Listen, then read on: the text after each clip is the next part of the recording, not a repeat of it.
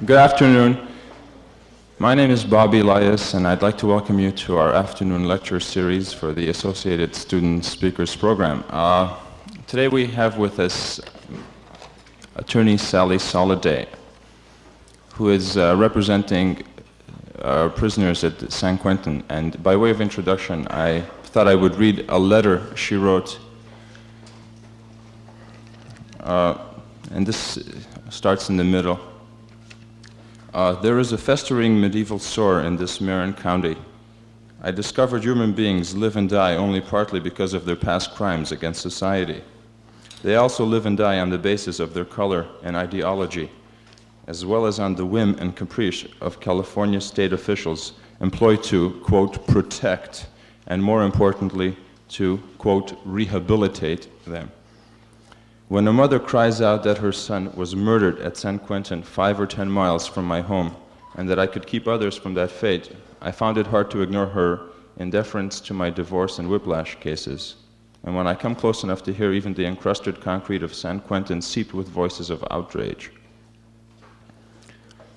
It is quite one thing to wish children would not have to die in Africa, and that young men would not have to die in Asia, or anywhere for that matter. But it is quite another matter not to look out the window when all manner of atrocities are occurring in the backyard. I wish I were not doing what I am doing. I wish I were not involved in the anguish that I am. I wish that the things that I am doing did not need to be done. But they do, and I am, and I shall continue. I would like to introduce right now attorney Salle Soliday.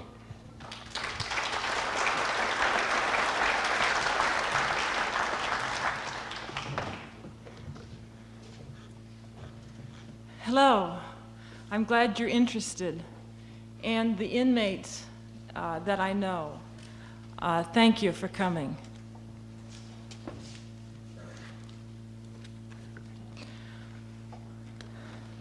First, I'd like to say I'm not a public speaker, and I'm very tired. We've been working night and day on the prison cases.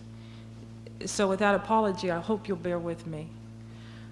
I should tell you something about myself first. I would typify myself as a, quote, accidental advocate. I did not intend to allow myself into the position of confronting the one formidable feudal relic in America, the prisons, and certainly not the California system. I rather had imagined that by the time I were 35, my present age, I would be enjoying the good life that my parents in Hanford and then Visalia assured me was available to Americans and Californians in particular. Despite a completely undistinguished academic career at UC Berkeley and at UC Hastings Law School in San Francisco, I have managed the trappings of the American dream. I have 2 cars, I have 3 children, I have a fine and wonderful husband, and both a home and an office in marvelous Marin. But there are other things happening in marvelous Marin. And the other things are San Quentin Prison. And because I happen to have walked into that prison, I have become a zealot for prison reform. And the Chief Justice of the United States Supreme Court, Warren Burger, has just told the attorneys of the United States, go into your prisons. And once you go in, you also will become a zealot for prison reform. Now, people ask me, what group are you with? Number one, I am not with a group, although at this point I wish I were with some group. Number two, how did you get into the prisons? Well, when you're a new attorney starting out, you sit and you wait for your telephone to ring with a case of some sort. And as I was waiting, I was appointed by the California Appellate Court to handle the appeal of an indigent prisoner within the Department of Corrections. So I got the transcript, and I read it through, and I found points that I felt would be good to put forth on the appeal. And I went to the prison, my first prison. And that prison is called Dual, and it's at Tracy. And it's a prison for young people. And when you approach that prison, you see beautifully manicured grass and lovely roses, because the help is very cheap. And you think, gee, this isn't such a bad place, you know, this really looks nice, and you always want to steal a rose. I do whenever I go into a prison. And I went into that prison, and I waited for my interview with the prisoner, but I won't use names at this point because it's dangerous for them, and so I'll just use fictitious names. When that prisoner came in for the interview, he was limping. He was about 20 years old, and he was very, very pale. And I thought to myself, my gosh, he's sick. You know, I wonder what's wrong with him. And he sat down, and he was very courteous, and he was very glad to meet me. And we proceeded to talk about the facts of his case. But I had to stop, and I had to say, Mr. So-and-so, have you been ill? And he said, no. And I said, well, excuse my asking, but, you know, you look very pale.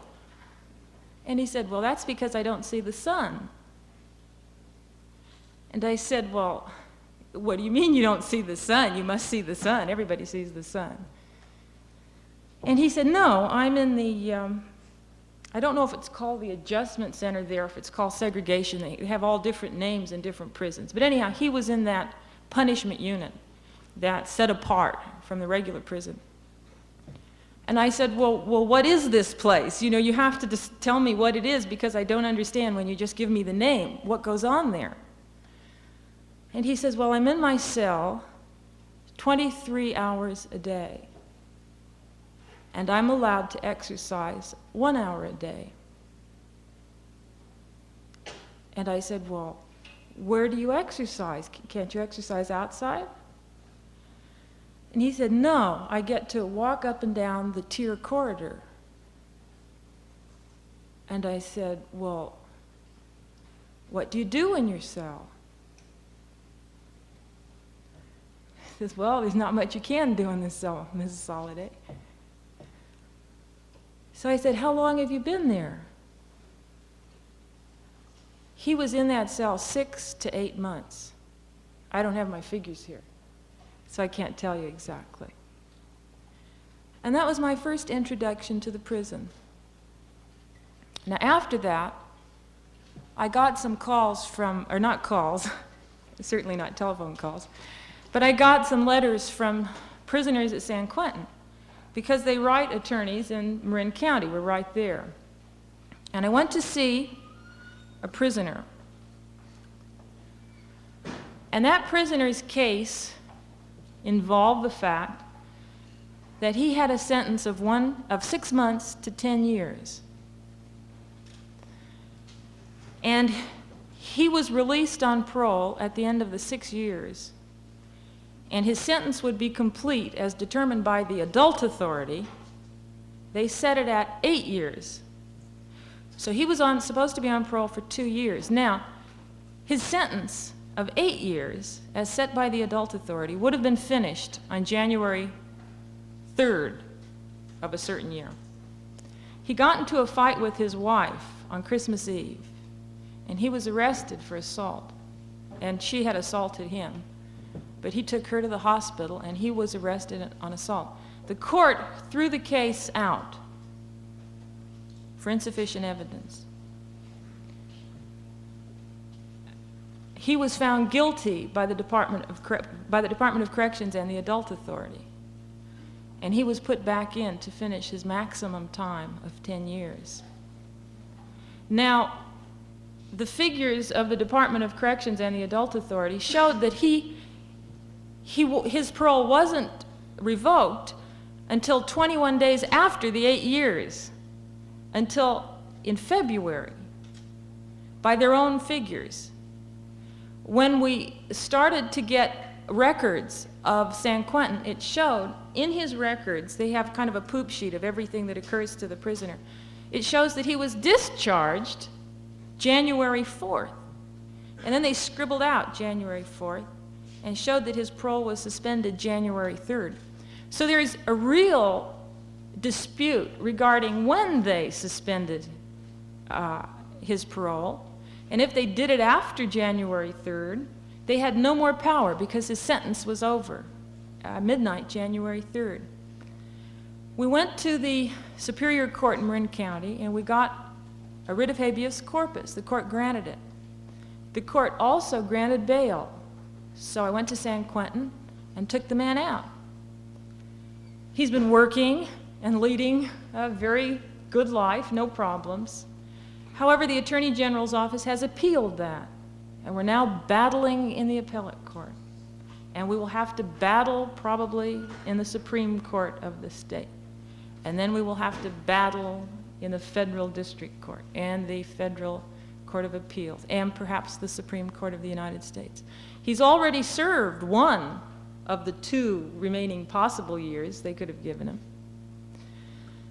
And yet we have to battle for that remaining year. Then I learned something about the Adult Authority. I learned that most of our prisoners in California prisons are in prison on an indeterminate sentence. And many of you probably know about that. They're in from 1 to life. They're in from 5 to life.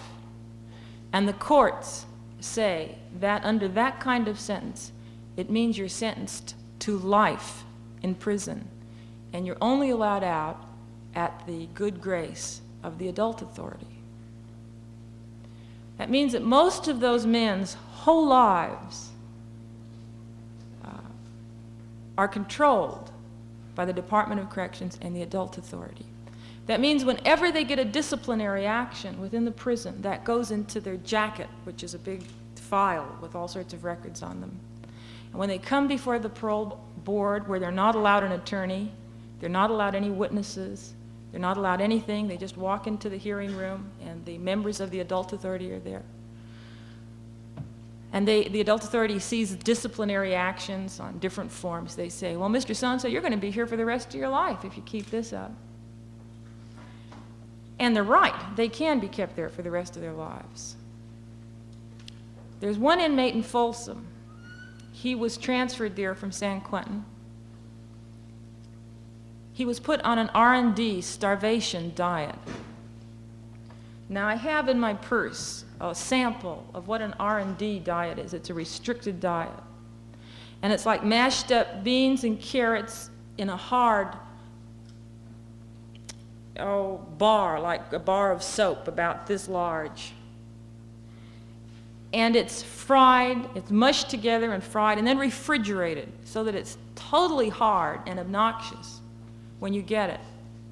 Now, if you put it on that restricted diet in our California prisons, you get fed that 2 times a day. You get 2 slices of bread with it, if you get the bread. He wasn't getting the bread at the time. He had to scream and yell and beg for the bread. He wasn't getting any coffee with it. Some of the cells have no water at all, and you have to wait for the officer to bring you water in a bucket, and he pours it into your cup when he has time. And the water usually has dust on the top and is very warm, and you're lucky to get the water. Now, another inmate smuggled into him a sandwich because he was starving. He couldn't eat the R&D diet, and he was having horrible pains. And I've seen him losing weight. When I go back to see him, I say, my God, you know, you're losing weight. What are we going to do about it? I don't know what to do about it. There's not much you can do about it. This inmate put a sandwich on a string and tried to get it into the strip cell. And the inmate who was on the starvation diet tried to get it through under the floor of the cell door, and it was filthy in the strip cell, so that you know that if he's going to eat that sandwich after it had been passed along the floor and under the door, you know, the man was starving. The officer came by and opened the door, and he said, "Is this your sandwich?" And the fellow wanted the sandwich, and he said, "Yes, that's my sandwich. Would you give it to me?" And the officer just kind of laughed and closed the door, and he was written up for having contraband. And that's a disciplinary action. And that disciplinary action could be good for another year, passing up by the parole board, by the department, by the adult authority parole board. If you don't say yes, sir, if you're called a nigger, and if you don't act like a nigger, you could be, given a disrespect to an officer right up. If you scream and yell in your cell because a James Conway is lying on the floor, as he is right now in San Quentin Prison in the Adjustment Center, because he says he can't walk, and Warden Nelson says he can walk, and because he's not allowed to go to the dentist unless he walks to the dentist, and his mouth is so full of decayed teeth and sores that he can't eat, and he can't go see the doctor unless he walks to the doctor. And if you hear the anguish and agony of a James Conway, and you see James Conway dragged back down the hall after he's been dragged to a shower, and you scream out and start calling names, you'll get many disciplinary actions. Many disciplinary actions. Now that's just a sample of some of the anguish and despair that fill every corner of a California prison. And there's no way I could tell you how overpowering it is. It's so overwhelming that when the inmates give me the facts, it's all I can do to just kind of keep my stomach under control and be attorney-like and take down the facts as fast as I can in the short amount of time we have, and then get back to the office and pick up the phone and call Mr. Procunier of the Department of Corrections, who never is available, and talk to one of his aides and scream, if anyone is gassed and beaten in that adjustment center in San Quentin, again, it's on your head. Keep them alive until we could get into court. If you see that daily, you'll know how hopeless the situation is.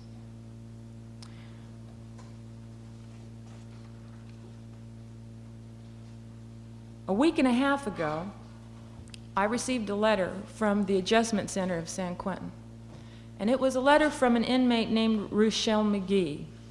Now, some of you might know about that inmate because he's the only remaining convict who's alive from the shooting that occurred in Marin County at the courthouse.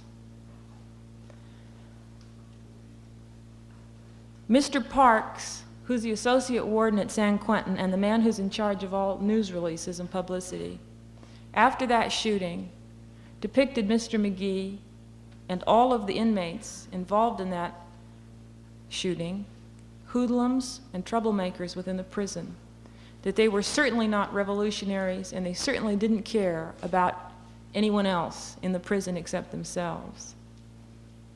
I received a letter, as I say, about a week and a half ago from Rochelle McGee, and it was signed by 7 inmates in the Adjustment Center, most of whom were black, and they wanted me to please come immediately and bring a photographer to see a white inmate whose name is Mulkey, who was gassed in the Adjustment Center because he was afraid to come out of his cell because he thought he would be beaten. And they said Mulkey is laying screaming in his cell, and they won't take him to the hospital because they're afraid that if they do and make a record of what has happened to him, someone will file a civil suit. I went to San Quentin. I tried to see Mr. Mulkey. The visiting room officer would not let me see Mr. Mulkey. I had to go see Associate Warden Parks. Associate Warden Parks would not let me see Mr. Mulkey. He said, Mrs. Soliday, we've got to stop you somehow. You can't represent every inmate in the prison. And I said, well, I don't really see why I can't. If I'm willing to put my time into it, and if I'm willing to volunteer and come to see if they call, they have a right to an attorney. Why can't I, Mr. Parks? Mr. Parks called the Attorney General's office. We all haggled for about an hour. Then Mr. Parks went into Mr. Nelson, who's the warden at San Quentin, his office. They haggled with the Attorney General's office. Finally, they decided they were going to have to let me see Mulkey. So they brought Mr. Mulkey out. And the burns were unbelievable. They were horrible. The visiting room guard said to me, "My God, how did that happen?" I looked at him and I said, "It's your prison. Why are you asking me how it happened? You know, it was gassed." And then the visiting room guard said, "That's sickening." And I said, "Yeah, that's sickening." So we had to fight again through the Attorney General's office. I had to threaten I'd go to court and get a court order just to get pictures. Just to get pictures. And then the whole hassle over that, they were going to send me pictures. I couldn't bring in my photographer. I was going to get pictures like 6 days later after the blisters had all gone down and so on and so forth. We finally got the pictures a day and a half later. They were not in color, so it did not show the red burns. It just looks brown on the picture. I could not show all the parts of the body I wanted pictures of. Nevertheless, I got some pictures, and I have them here for any of you who are interested in looking at them. And Warden Nelson did, in fact, then, 4 days later, put Mr. Mulkey in the prison hospital, where he still is. These kind of things happen all the time in our prisons. And it's only if you've got the guys who can get the word out. It's only if you've got the attorney who's willing to go in. It's only if you've got somebody who can just fight and hassle and scream and say, "I am staying here and I will get in, and you cannot stop me," that we even know about this. After I'd been going into San Quentin for a fair amount of time, a very strange thing happened. I got calls in the middle of the night. I got strange letters from the prison. Strange people were coming to my door. They said, "Mrs. Soliday, a black inmate, 24 years old, was killed in B section. Would you please get the coroner's report? Would you please try to get the body before it's shipped back to Detroit? Would you please try to do something? What can we do?" So I tried. And we did do something. And the family of Fred Billingsley called me from Detroit, several months later, as a matter of fact. And we filed a wrongful death claim against the state of California, who will probably be held not liable because they never have in a prisoner case. They have total immunity. And against the warden and named guards for the wrongful death of Fred Billingsley.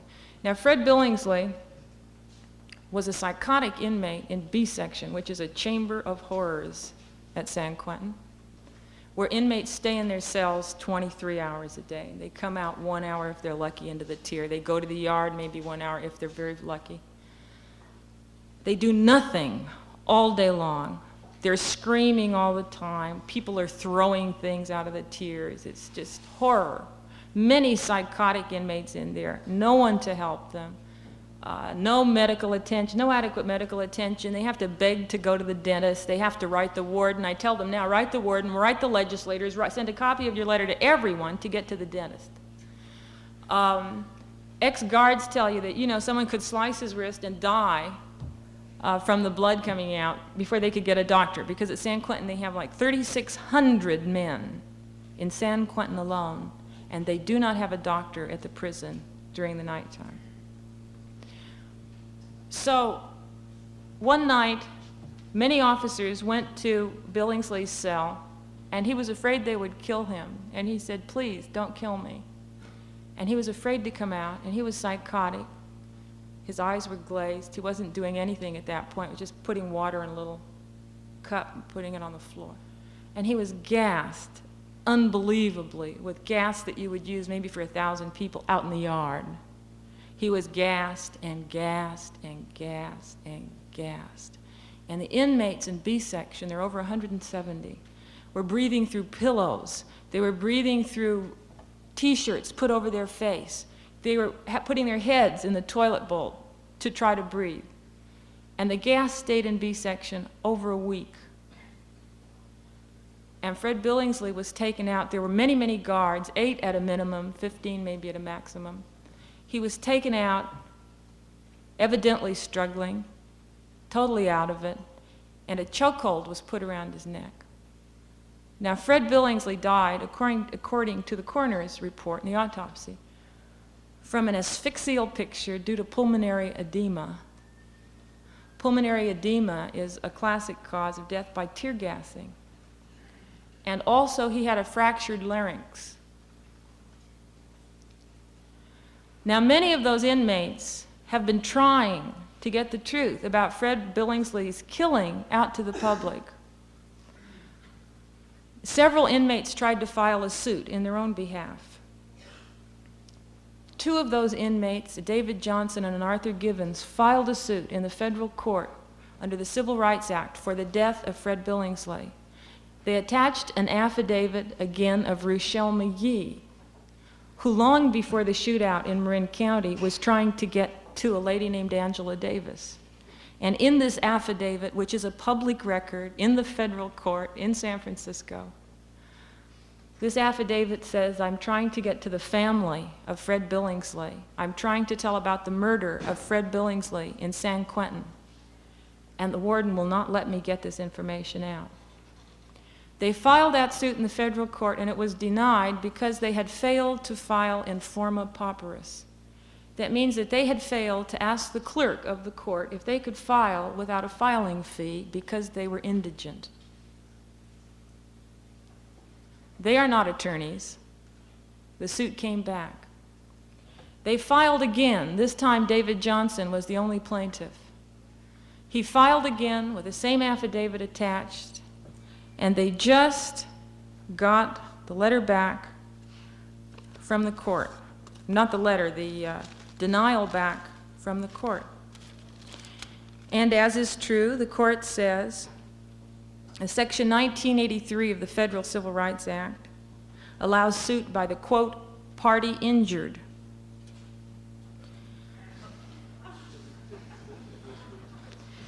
In situations where the party most directly injured has died, his wife or the administrator of his estate has been granted standing to sue under the federal civil rights statutes. But the fellow prisoner who has here brought the suit does not have a right to file under this statute for the death of another inmate. He is not a, quote, party injured, unquote, under Section 1983. This letter was at my home yesterday when I had just come back from Folsom Prison. And it says my name, so on and so forth. Dear Sally, here enclosed is the decision that was handed down from the Northern District Court. When this document was received, it came as a shock to the people. All the efforts that have been made to bring this matter to the light, we hope are not wasted. We have had hunger strikes, work strikes, and taken other steps to focus attention upon this corrupt, dehumanizing system. What is it going to take before the people realize that this penal system has failed? Rehabilitation in this present system is non-existent. Statistics verify what I have said. Fred Billingsley's case is an example of what has been occurring for years, but little attention paid to those incidents. If these incidents continue to go unnoticed, what are the convicts supposed to do if the laws are not respected by the so-called correctional officers? I'm looking forward to hearing from you soon. And then he goes on with some things. Yours truly, David Johnson, B16381. Power to the people. Straight ahead.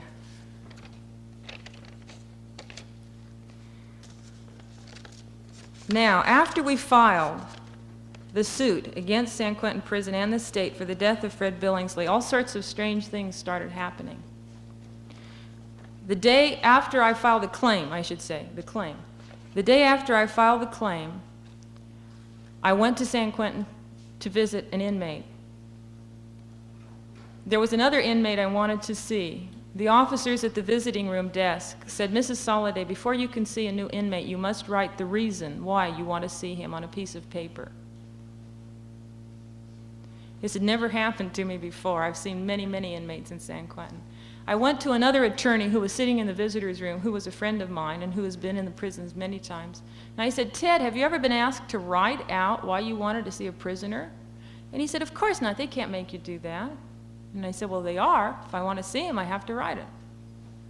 So I went back and I wrote, I, Salle Soliday, attorney at law, wish to see inmate so-and-so for privileged legal matters. And I signed it.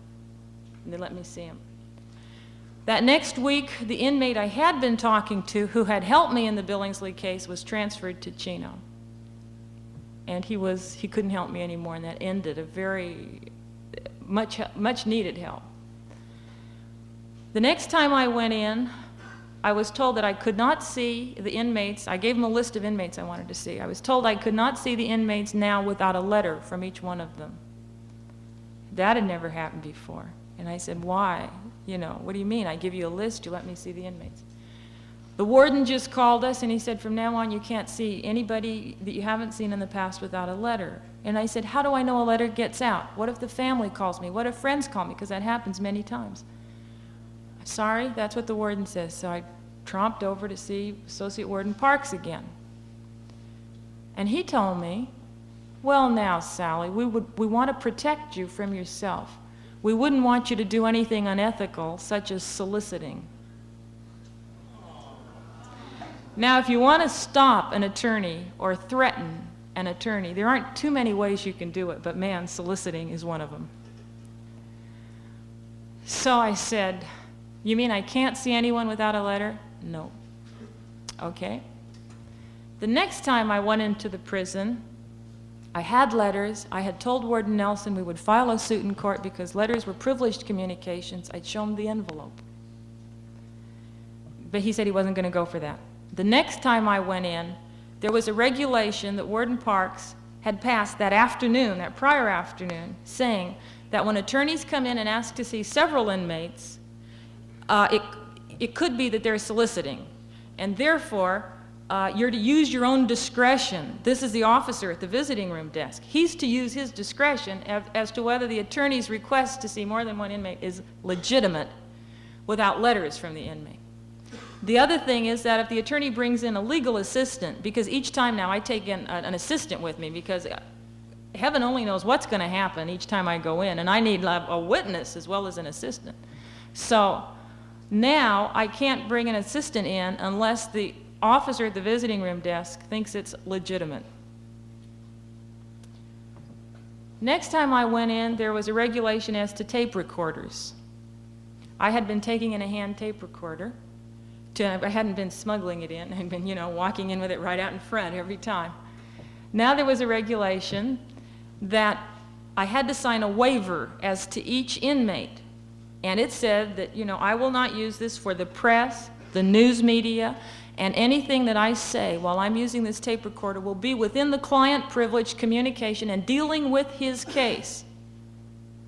That means that an inmate can't tell me Fred Billingsley was killed last night in B section, or that Fred Mulkey is screaming in a strip cell, or anything about anything that's going on in that prison except regarding the writ of habeas corpus on the particular legal situation. And it also denies the inmates a right to tell the public, if they so choose, about the horrible conditions in the prison. So I refuse to sign, and I give them my tape recorder each time. And we go through this little game. And that stopped me from using that tape recorder. Now we have to take notes. Sometimes the notes aren't accurate. It costs more money to have people there. Many of these witnesses in the Billingsley case were transferred. They were put in the adjustment center. Some of them had been beaten. Some were gassed after they wrote me letters, gassed and beaten. And when you're gassed in the adjustment center, I think they use gas as a toy over there. I really don't know what kind of regulations they have to go by, and I'm sure they don't know what the deuce they're doing with gas. They told two inmates, they walked up to the cell with the goon squad, which are men in like, army, fatigues of some sort with zippers all over the place and no name tags. And they come in, like 5 of them, and 2 or 3 guards from that area. And they walked up to the cell and they said, strip. And the guy said, strip? For what? What are you going to do? And when they're ganged up like that, it's very horrifying. When you're in the prison situation, you see people beaten many times. And they said, strip. And the guy saw the officer reaching for the gas. He picked up the only thing he had, which was the mattress, to put it by his face because the gas was coming, and it came. Went all over his body. He had to put his head in the toilet bowl to try to breathe. He was screaming, I'll strip, I'll strip, I'll come out. But they wouldn't unlock the door. and kept shooting the gas. He had to take off all of his clothes. The door was then open. He had to crawl out. This is the procedure. Crawl. So naked, with burning gas all over you, you crawl from your cell down the corridor to the strip cell, at which point they were beaten. Put in the strip cell, no clothes, no water. This time they didn't ask for any clothes because when it happened before, they were told they'd have to let the gas burn off. Now, when Mulkey was just gassed a week and a half ago, everybody suffers the effects of the gas in the adjustment center. Mulkey was screaming all night. Now, we had to file a suit in order to preserve the witnesses and in order to stop the hassling of me out at the front visiting room so that we could proceed with the wrongful death case. And we have a suit in federal court now, which we filed September 28th, I believe, and Judge Wollenberg issued a really unprecedented order. He issued a temporary restraining order, which says, against San Quentin Prison, which says that the defendants who are Procunior, who's head of the Department of Corrections of California, and the wardens, and the named guards, and so on and so forth, and all guards, will not retaliate in any way, will not threaten reprisals in any way for these named inmates and the whole class of inmates who are witnesses to Fred Billingsley's death. No retaliations or reprisals for filing the suit. We filed a suit under the Federal Civil Rights Act saying that their rights were being denied, that they were being beaten, that they were being gassed, that they were being put in illegal strip cells, that they were being starved by an R&D diet, that their counsel could not see them, that their mail was not getting out because they had all written me letters on certain dates and I wasn't getting the mail. One writ of habeas corpus did not get to the Marin County Superior Court. To try to stop all of these things. And the temporary restraining order says further that all the rules and regulations of the Department of Corrections and San Quentin Prison shall be applied in full to these named inmates. Now, if we just get that, we'll be getting something, because by their own regulations, if they followed them, it would be still horrible, but at least they wouldn't be beaten. And further, that I can send in 2 attorneys a week to inspect the strip cells, the adjustment center, and the quiet cells to see that the orders are being complied with. And we've started sending in our attorneys. And next Monday, we have a hearing before the federal court to try to extend that order until we get our suit to trial. Now, there are many other things I wanted to tell you about, but I can't because there's not enough time. So I'm just going to end there and ask you, do any of you have any questions? Because we have a few minutes for questions. Yes?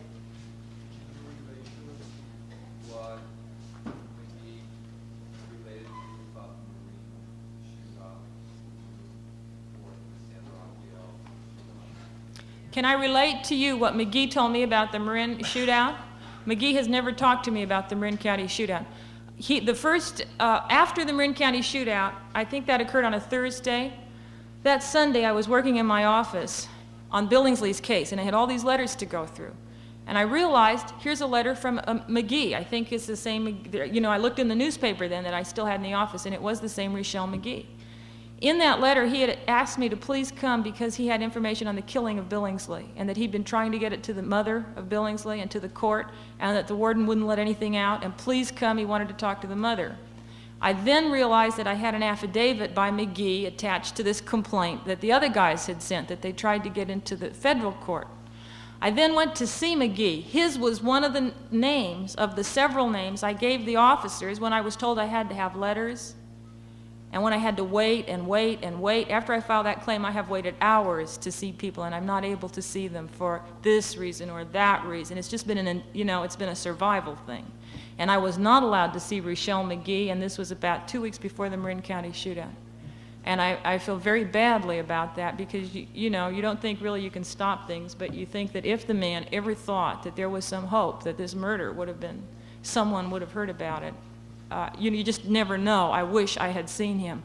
The only other contact I've ever had with Richelle McGee was when he sent me this letter a week and a half ago about the white inmate Mulkey, who was gassed. So my only contact with Rochelle McGee has been when he's been a very concerned person over horrible acts that have occurred in the prison and tried to get help.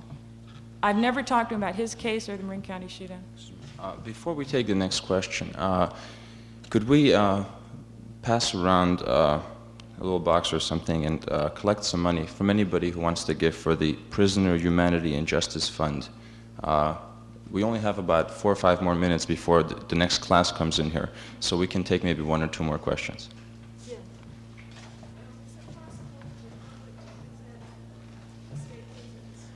Is it possible for the public to visit state prisons and county prisons? This is what I'd like to ask you to do if you're interested in doing anything for the prisoners, what's happening in the prisons.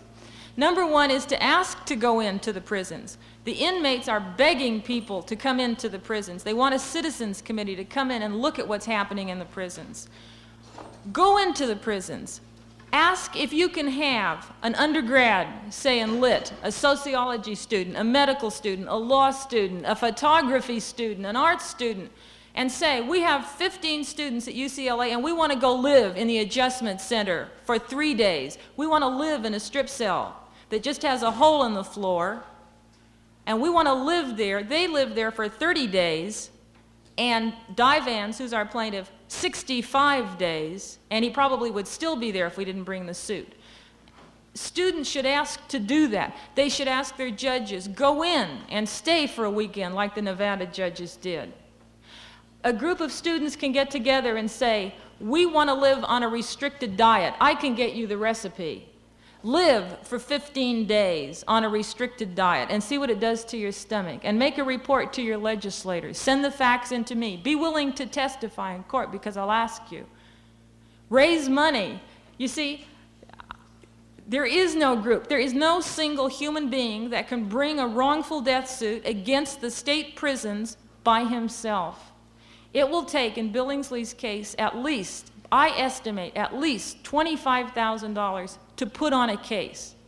In order to pay the court reporter and the stenographer just for depositions of the warden and the head of the Department of Corrections, much less the guards, it will cost at least $100 minimum for each deposition. I don't have the money to make the copies of all the records I need if I get them when I ask them. I have to go to Chino tomorrow. I was at Folsom yesterday. I have to travel up and down the state just to find the prisoners as they transfer them, to just interview them, much less to go back and really go in depth and take recordings and take statements. It's only after you throw yourself into this, because it's so desperate, that you realize that you're stopped. The only way we can be stopped, even though we now have a court order and we now look like maybe we can do something, the only way is because there's no money. You have to finance it yourself. And now we hope to get people interested, to get people acting, to get a fund drive, for example, to raise money so that we can continue. I'm trying to get volunteers from students, but I have to get the extra office and the copy machine and the typewriter and the dictaphone machine so they can just go to work. We need legal researchers if they're inmates at law schools.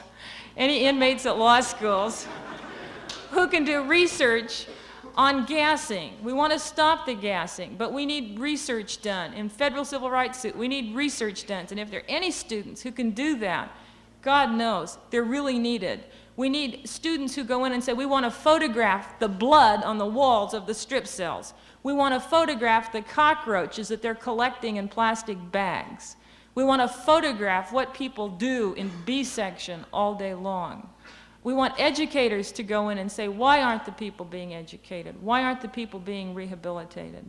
And there will be a gentleman here who will take names of anybody who's interested in working in any way, and will he stand up right here who will be interested in taking any names? And we have one interested student at the law school who helped me tremendously in the Billingsley case. He went into San Quentin for 2 weeks to do a study. But it'll be hard. It'll be very hard to go into the prisons because, man, they don't want you in there. They don't want you there. Yes, sir. I'm an ex-convict. I served time at Folsom for armed robbery. That's 10 years. Now, as you know, you have in the prison system, you have people that are eccentric. They cause trouble, and you have to fire them. Now, stand point,